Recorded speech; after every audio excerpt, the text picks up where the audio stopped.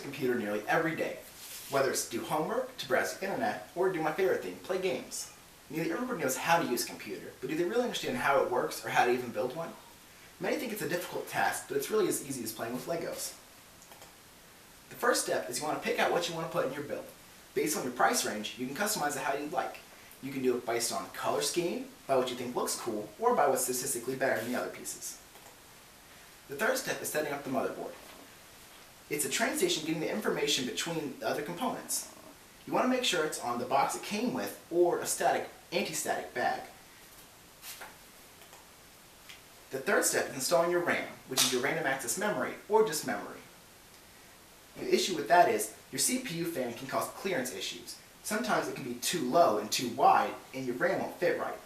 Reinstalling a CPU fan is a pain, but installing different RAM is a lot easier. RAM is temporary storage, not long-term, like a hard drive or a solid-state drive. It's a common misconception that RAM will make your computer run faster. It really only allows you to run more programs at once. More RAM is never a cure-all. Your fourth step is installing your CPU into your motherboard. This is what executes your programs. And you want to install, to keep it cool, you want to install a fan and a heatsink.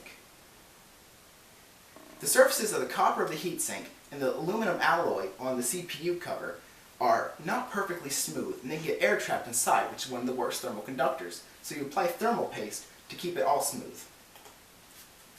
The next step is you want to place your motherboard inside of the case.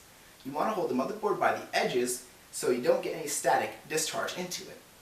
You put it on top of the standoffs so there's no static between the metal of the case and the motherboard. The next step is installing your graphics card, which is the GPU or graphics processing unit. It's important for gamers, people that do 3D modeling, and graphics designers. For your everyday user, it's not too important. The reason you want to install this after you put your motherboard in your case is because sometimes the graphics card can be too large. Step 7 can be either a nightmare or really simple. For gamers, we need lots of airflow for our components, which can be blocked by case cables. We have a thing called cable management, where you can put the cables behind the case and have the cables come out only where they're necessary. Next, you want to install your hard drives, or solid-state drives, either one. They're your mass storage for your files or your operating system. The hard drive is the slower, louder, and older option, but it's much less expensive at around 6 to 10 cents a gigabyte. Your other option is an SSD, or solid-state drive.